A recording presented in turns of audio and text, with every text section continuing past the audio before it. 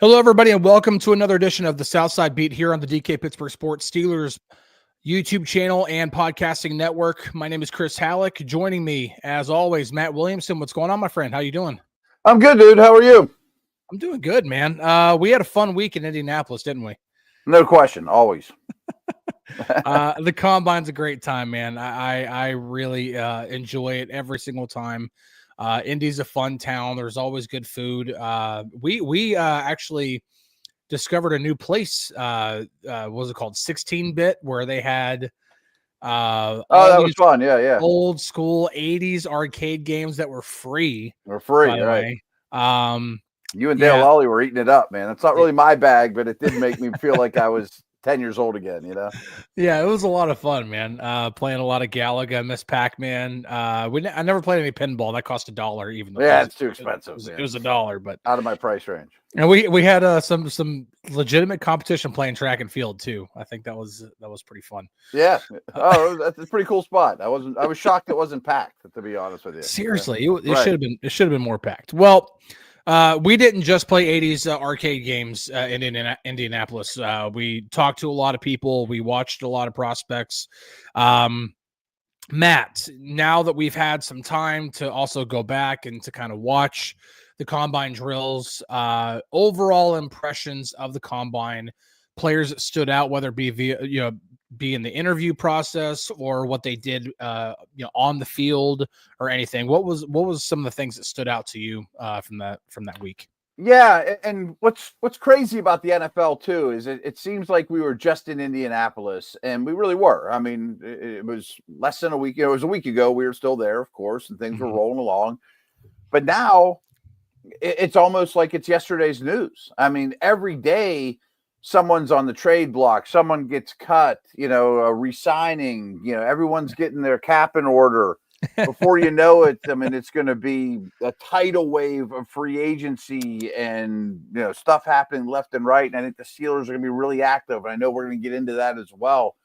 But I will say I've gone to a lot of combines, and I'm not there to rub elbows with the big wigs and get all the scoop I can. I'm not a reporter, but it seemed a little bit of a less buzzy combine than in other years. And maybe that's just a quarterback driven thing that there aren't a ton available. This quarterback class isn't overwhelming. Only 3 of them ran, which was kind of odd. But there was definitely some position groups I thought that showed really, really well, led by running backs. The defensive linemen, there was tons and tons of them that, just kept coming up that it would be, he'd be a good Steeler. He'd be a good Steeler, let alone all the edge guys that were impressive too. Yeah. I think it's a pretty decent group of corners that would fit the Steelers' needs as well. So all those things don't shock me, but it kind of reaffirmed what I thought about this class. Do you agree? Yeah, for sure.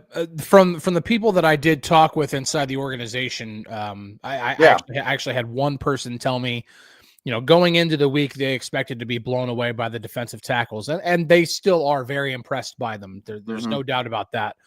But I heard even one person say this is a lot like the 2022 cornerback class, that it might not be quite as top heavy as that one was, but the depth through it, the quality of cornerbacks that they can get on day 2 or maybe even early in day 3. Is that Stingley and Sauce in that group? No, that was Joey's year. That was Christian Gonzalez. Okay. Gonzalez. There are a lot of corners in that draft. Gotcha. Yeah, a lot of corners. Now, I think that one was more top heavy than this one is. When you talk about Devin Witherspoon and all those other guys, but there are still a couple at the top that are really impressive. Will Johnson's one of them. Jade Barron is another one. I understand he's a slot corner, but in my opinion, he's a top 15 pick. I don't care if he's a slot corner. He's phenomenal. I'm not just talking about because his interview he blew everybody away, including the Steelers in their formal meeting, by the way. But just he tested well. Everything about him looks like he's a top 15 pick. But the depth throughout. So when you look at the guys that could possibly be available, even in the 3rd or 4th round, I look at guys like Jacob Parrish, who's a nice slot option, late day 2, or maybe even like one of the first guys gone on day 3. It's a good name, yeah. Noel Williams out of Cal. Mm-hmm. I really like him. He's a guy who's got the ability to play press man and cover three, be that deep third and cover three. Got good instincts of zone, but has the tools to play press man. Like there are guys down the road. I think I even have Noel Williams mocked in my mock draft in the 4th round to the Steelers, and so good one. Yeah. You know, just looking at some of the options there, I think the cornerback class really stood out.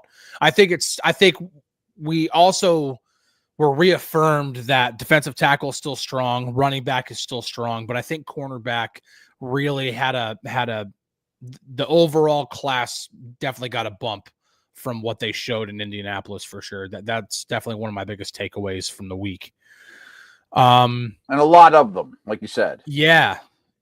And so that kind, but you mentioned it, you know, I planned on this episode kind of being like, okay, let's really dive into the combine and our takeaways from it. But this is more of an opening segment type thing because we have so many things to talk about because so many things have happened since we got back from Indianapolis, like you said, you know, throughout the league mainly, but now we're starting to get a better idea of what the wide receiver market's going to look like for the Steelers.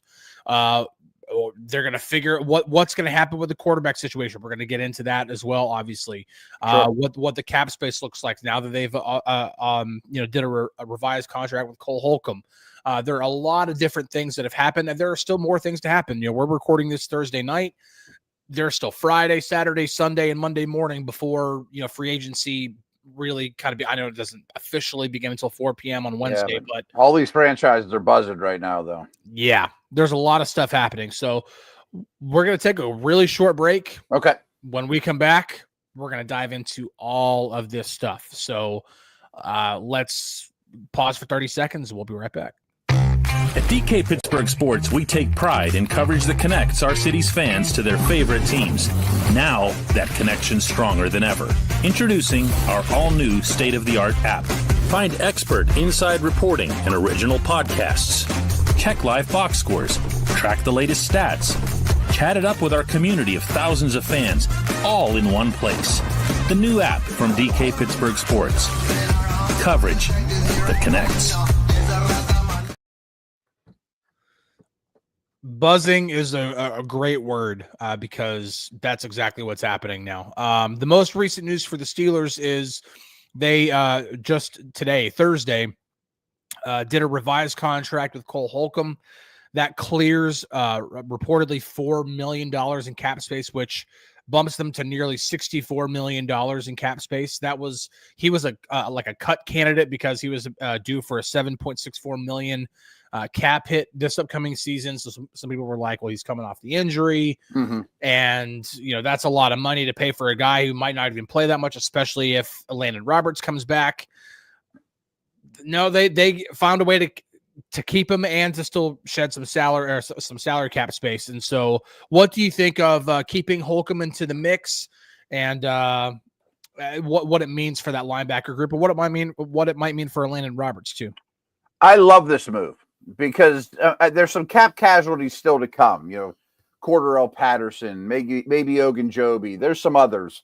And I don't bat an eye at losing Cordarrelle Patterson, but like Holcomb, so no big deal. But I looked at Holcomb going, he's going to get cut. That's a shame. He's a good player.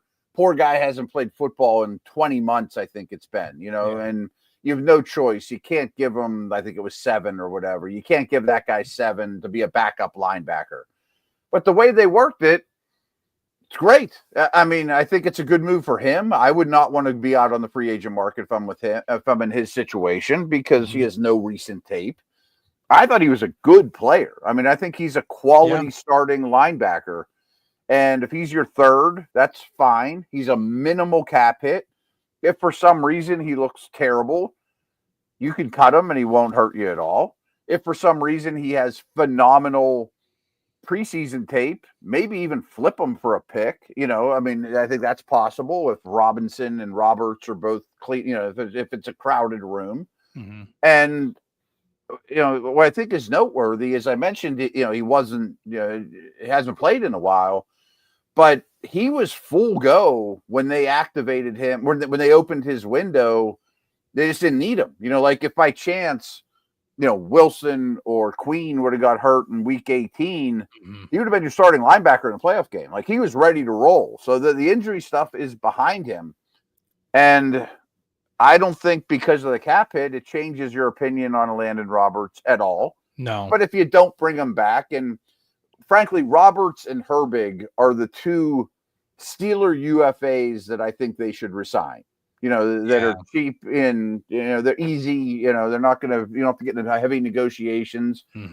But if that doesn't go as I think it does, and Roberts wants to play somewhere else, I can live with these three and Mark Robinson and be fine. I don't want to lose Roberts, but I mean, that thumper Ravens type game mentality, I think has some merit. And he's, I like his makeup and pass rush as well.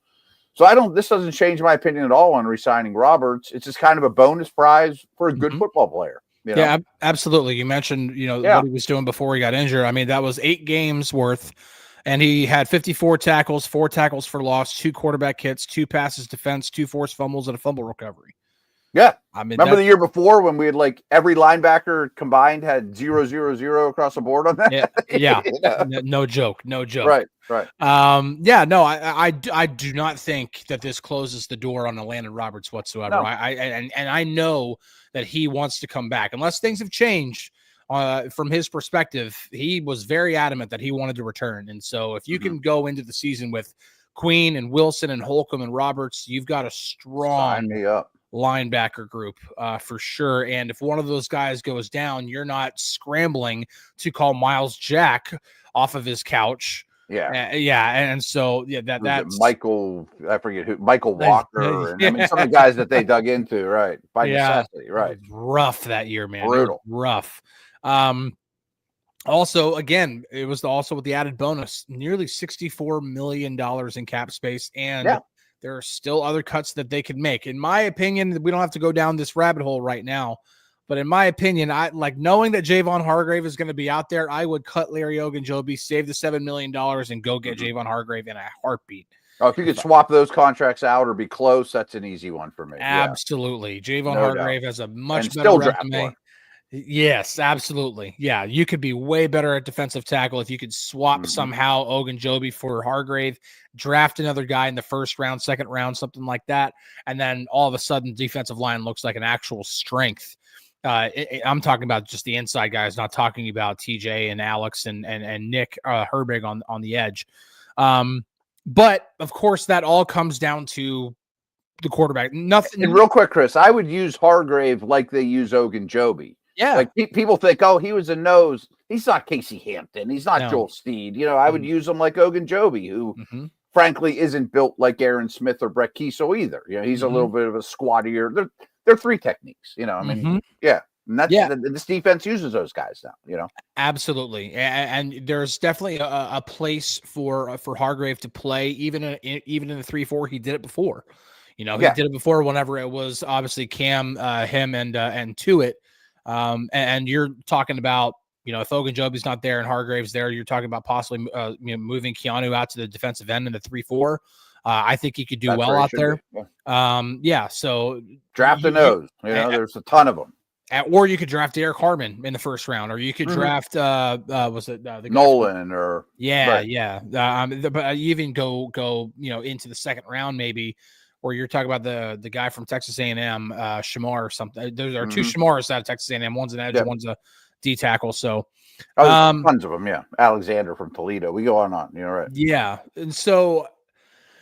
But none of this happens without going to the quarterback position, without taking care of the quarterback position first, especially on the offensive side of the ball. You can't talk about adding receivers, and there are a lot of receivers. We'll get into those guys too, but a lot of receivers to talk about.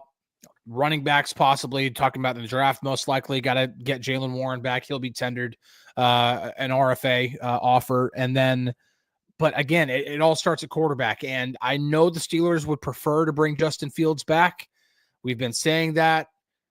I continue to lean toward the fact that he probably will re-sign. I don't know if it's going to happen before noon on Monday or if it's going to happen after that. Maybe they're going to wait until noon on Monday for like I'm talking about his representation that Justin and his agent David Mulligeta are going to wait until noon on Monday, give the Jets a call and be like, all right, what's your offer? Yeah. See what it is and be like, all right, well, it's not that much more. Or they get an offer from the Jets and they go back and they say, Omar, this is what we're being offered. What's your final offer? And then the decision's made there. I don't know. But it's not an easy contract to work out, to be honest with you. No, it's not. There isn't. I'm not sure if we had this conversation. Yeah. But that contract doesn't exist in the quarterback market right now. And that's going to be a little tough. And all these things work off comps. Mm-hmm. And there really isn't a comp. I mean, 1 year ago, forget what he did as a Viking. Sam Darnold was a 1 year, $10 million deal. Mm-hmm. Fields is worth more than the 1 year ago version of Sam Darnold. Yep. There was nobody in between. I mean, like Sam Darnold, I think was the 19th highest paid quarterback at $10 million per. Geno Smith was 18th, making like 24 per. There's no one in between. And I think Fields should be somewhere in between, but he'll probably get much closer to the high number than the low number, especially if he does test the market, which I don't think the Steelers want him to do. I'm sure they're going to put heavy this weekend. Yep. But there's 6 teams out there, and frankly, including the Steelers, I think there's 6 teams that have to get a quarterback, and there's only about 6, seats on the musical chairs, and he's going to be one of them. And frankly, 5 of those teams are perennial losers: Jets, Giants, Raiders. And perennial losers do dumb stuff like overpay for people. You know what I mean? It's true. And when you talk about the contract, there's a good question here for those watching live. It says, hey, Chris and Matt, I keep seeing Fields projected at $15 million max. How is this reasonable for a starting quarterback when the cap has went up over $50 million in 2 years? Geno got $25 million before the increase. I think Matt's point there is there isn't a straight up comp for Justin's situation. He's gonna make more than 15. I think baseline is 15. I've got a ton of incentives in it. Yeah, based off of what I heard and again, this is more of a guess than anything else, because the Steelers and Fields representation are doing a great job of keeping a tight lid on this stuff right now. Good point. The closest I possibly heard to something somewhat reasonable was 2 years for 30 with 20 million guaranteed. Meaning that first year is obviously fully guaranteed. You get some guaranteed money in the second year in case the Steelers decide they want to go after they want to go hard after Archie Manning, or they want to go hard after Drew Aller or whoever else in next year's draft, whatever it is. And then he still walks away with some guaranteed money. I do think it's going to be more than that. I do think you're looking at closer to probably 20 million. I'm probably leaning more toward like 2 for 40 or 3 for 55 or something along those lines, where if it is a 3-year deal, the 2 years have the vast majority of the guaranteed money, where that third year, pretty much the only guaranteed money would be whatever the signing bonus is prorated. And then Steelers are looking at a very small cap hit, if in case they were to decide to part ways after 2 years. Would you think it would end up at? I missed that. 2 for like what? 2 for 40 or 3 for 55 or something, or like 3 for 54. That's find a number divisible by 3 there. But I was going to say, I bet it comes out at like 2 for 45, something like that. And then we realize some of that's incentives and fluff from the agent. You know what I mean? Right. Yeah. It would. And I would do that. That's fine. And if you're Justin, yeah, absolutely, because he's a starting quarterback. If the Steelers come to you with an offer that pays you at least $20 million a year, when you've had 3 seasons in Chicago where you turn the ball over 41 times, and you've had a new coordinator every year of your life, it'd be nice not to do that. Exactly. And then it doesn't matter, like if the Jets come in with like as some knight in shining armor with like a 3-year $90 million contract, a 3-year 85, whatever it is, and they say we're going to make you our star franchise quarterback, when the Jets have just been, as you said, they've been just awful. They've been terrible. It's just not a well-run organization. No. And some of these teams are like, I better get a quarterback or I'm getting fired. The Giants, teams like that. Right. a reunion with Garrett Wilson should not be enough to be like, yeah, I want to go play for the Jets. Like, I do think Justin dealing with that media and, oh, by the way, cost of living's higher. That stuff matters, Yeah, it absolutely does. And so really quick, I want to thank Pat for becoming a member here, watching on YouTube. But yeah, I do think the other part of this that I think I wanted to address at least is that some people are freaking out because they're like, oh, why is Omar sitting on his hands on this? I don't think Omar is sitting on his hands whatsoever. No. I think if the Steelers had their way, this would already be done. Mm-hmm. But if I'm Fields, I'm not just it's two sides of this, right? It takes two to tango, right? I mean, you gotta really sit there and think like, do I just want to take the contract that they're going to give me, knowing that this is probably going to be a good situation for me, knowing that they're probably going to give me a contract that's going to compensate me pretty well and probably pay me what I'm worth, maybe a little bit more. But what if I leave $20 million on the table? Like, what if I leave, whatever it is? What if I never go and see what the Jets offer me or what the Raiders offer me or whatever? You kind of owe it to yourself. Yeah, absolutely. Like, he was a first-round pick. He was an 11th overall pick in the first round. This is the first. So he has some money in the bank. That's important. Some of these, like Jaylen Warren, doesn't have any money in the bank by NFL standards. You know what I mean? Jaylen Warren could sign they haven't officially tendered him yet, but I'm assuming they're going to give him the right of first refusal tender, which is like the second round pick. Yeah. Like no, not even a second round pick. Like just the one where they can match. It doesn't come with any compensation. Oh, okay. But they could pay him. They could give him that one, which is I think it's like $3.26 million, and that $3.26 million I think exceeds his entire earnings in 3 years. Absolutely. Like you're not to mention the fines he's gotten or the games he's played for free. Right? No joke, man. So yeah, and there's a good question here. Where do the Steelers go if they don't get Fields? What if Fields goes and tests the market and the Jets give him a gigantic offer and he just goes, I'm sorry, I just cannot turn away that kind of money? What do the Steelers do? Well, what I think happens is not the answer to this question is I think Fields will sign this weekend. I think so too. No one's told me that. I just think that they might put the screws to him a little bit and be like, we need an answer now. I'm rooting for you, but we have a good thing going here. We're a playoff team. The teams you're looking at aren't. We're just going to, and whether they do it or not, they might tell them, we're just going to offer the exact same contract to Russ or a different one to Russ. That we like them. Sign it or don't. And let the chips fall where they may. They kind of have a history of doing that. They're kind of good at this stuff, Yeah. My hunch is that's how it goes. But I also think if he says, well, I'm going to, and maybe I'm not right about that, and he goes and tests the market, which I would totally understand. I wouldn't blame him one bit. And the Jets blow his doors off and give him $35 a year, and he signs it and says, thank you very much. I think they turn to Russ, and I don't love that. I don't either. I don't think many in the Steelers organization love that very much. To be frank, I know for a fact that there are a few that have some decent weight that they pull in the organization that really hate that idea, to be completely blunt about that. They don't want to do that, but they also know they can't just burn that bridge, because what if Justin does go elsewhere? Like that is a possibility. Yeah. Justin may just be like, I'm sorry. I've really tried to negotiate in earnest faith to try to get something done before free agency, but I need to see. I need to be able to see what other teams are going to offer, and in case the Steelers have to protect themselves, and they can't just say, you know what, Russ, it didn't work out, we got to move on, because it's not like there's a whole lot of other great options out there. You're talking about the next best option being probably Daniel Jones, like.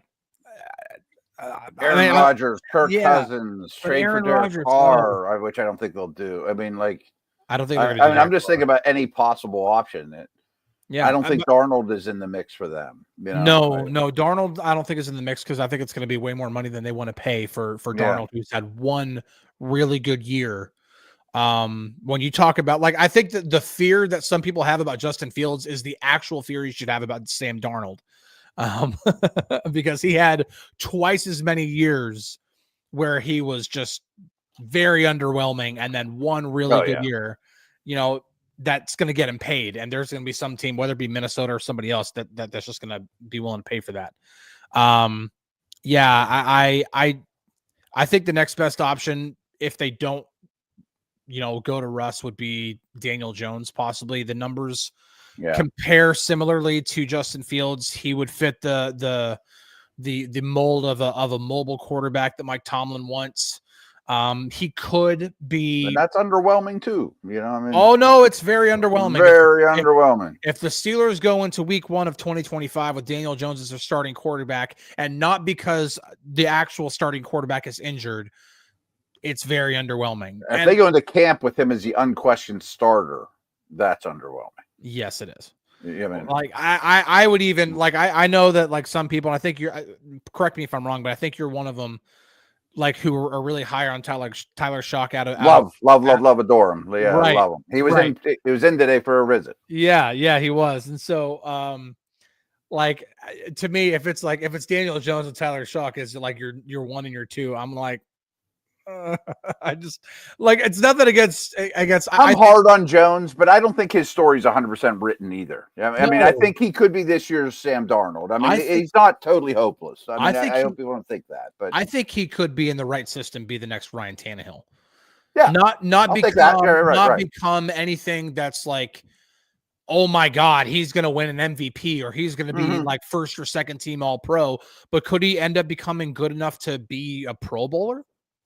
Probably in the right system with a really good supporting cast. I'm not saying that's here. I'm not saying that's in Pittsburgh, but I'm saying if he were to, I could write that story and it'd be believable. Yes, yeah, absolutely. I'm not predicting it, but no. Right. Yeah. So frankly, I mean, I've never thought of it in this light, but I'd rather go with Daniel Jones at his price than Russell Wilson, probably. Yeah, 100%. 1,000% I'd rather do that, because that's the first I've ever said that out loud, but I think I would. Right? Yeah. But I mean, okay, I just mentioned the Ryan Tannehill comp. Who was the offensive coordinator when Ryan Tannehill broke exactly out? Right. It was Arthur Smith. So you're Jones is a really good athlete, and I want a runner.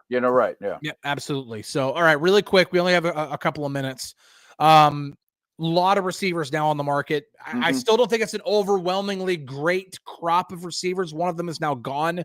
Christian Kirk was initially set to be released, but the Jacksonville Jaguars bothered me a little. I kind of thought the Steelers should give the 7 and do the same thing. Yeah, so not that he's awesome, but I would like to have that bird in the hand before things started. Yeah, absolutely. Last season, off-season went at that position. So Christian Kirk is no longer an option. The Jaguars traded him to the Texans for a 2026 7th-round pick, and so now they trade him in division means you could have got him for the same thing. Yeah.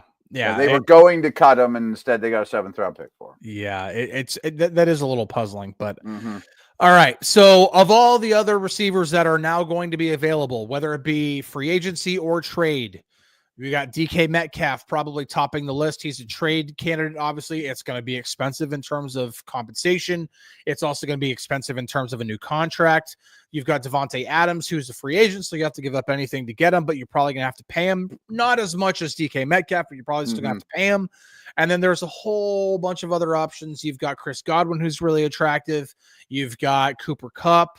Who are some of? Give me your top 3 receivers you'd like to see the Steelers get.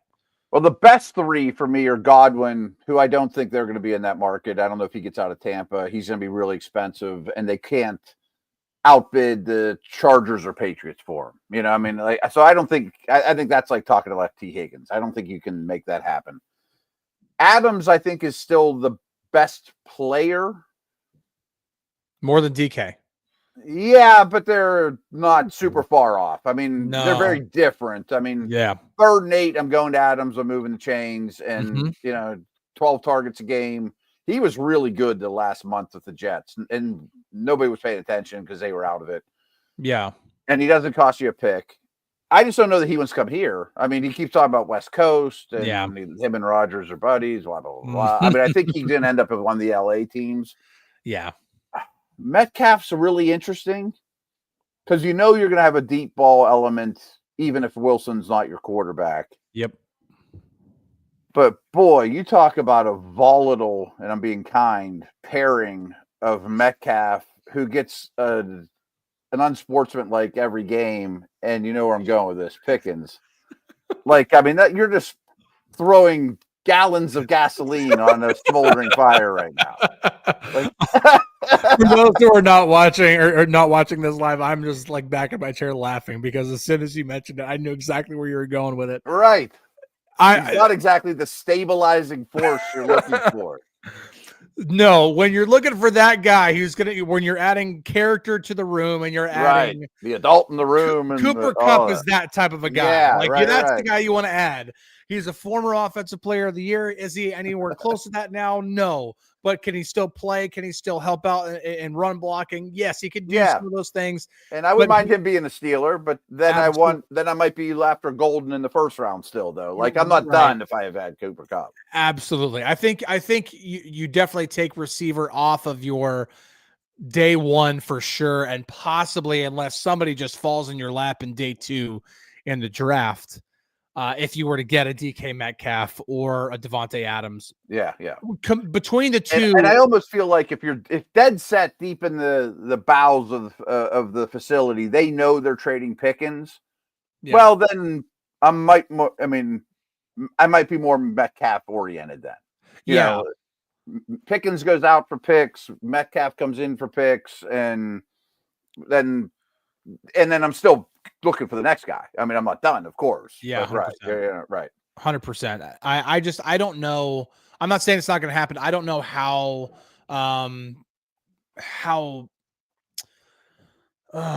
convicted the Steelers are to possibly trade George Pickens. I think that's something they've floated possibly. I give it 50-50, and maybe that seems high, but I give it 50-50. I was there earlier in the offseason. Based off of things I've heard more recently, I'm not as close to 50-50. I'm more like... Good. I kind of hope they don't. I'm kind of like 35, 65. 35 he goes. Yeah. No, yeah. So like less likely than I thought it was. Now, again, the right situation plays out. They get DK Metcalf. They somehow draft Matthew Golden in the first round. Maybe you don't need George Pickens anymore. You know, maybe night one of the draft is coming. You know your pick's coming up. Matthew Golden's sitting there, or Mika Egbuka and Matt. Somebody comes in and says, "Hey, we know you probably going to take either Egbuka or Golden. What if we just give you second round pick for George Pickens straight up? Sign me up if you already have a DK on board. Absolutely." Right. And the Steelers season rarely goes this way, but hey, if Daniel Jones or Fields is your quarterback, maybe it does. I mean, he screams trade deadline to me. You know, if you're 2-5 or whatever, you know. Mm-hmm. Yeah, I think just to kind of put it, when it comes to like between DK Metcalf and Devontae Adams, I don't think either one ends up in Pittsburgh. But when you're talking about from the Steelers' perspective, I think Devontae Adams makes more sense. Like you said, he doesn't cost a draft pick in terms of a trade, and it will be a cheaper contract. To give up a second round pick, which I think is what Metcalf's costs. You're right. I that think might be your starting running back, or you know. Exactly. I mean, now like my latest mock that I did on DKPittsburghSports.com, I had Quinshon Judkins going in the second round to them. Perfect name for that. Yeah. Right. And so like when you're talking about a guy you compare with Jaylen Warren, like that's like a perfect kind of guy because he's a power back, but he's not a one-trick pony power back. He can also run to the outside. He can do a number of different. He's a good receiver too. He's got more juice than Najee. Yes. Of course. Yeah. So no, that to me was like a really good name to pair with Jaylen on a day two. And if you trade away that pick, like now you're settling for Damian Martinez or Devin Neal or somebody like that. No, I still like those running backs. Don't get me wrong, but they're not going to any Pro Bowls. You know what I mean? Right. And they're not.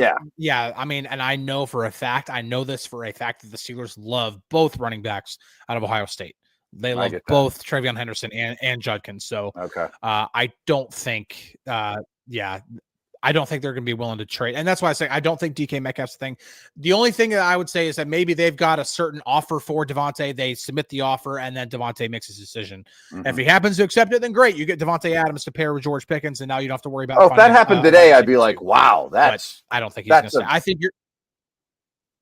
I mean, imagine if we stop recording and they'd Steelers signed Devontae Adams. I almost don't even care what the number is. I'd be like, wow, this offseason's already a success, you know?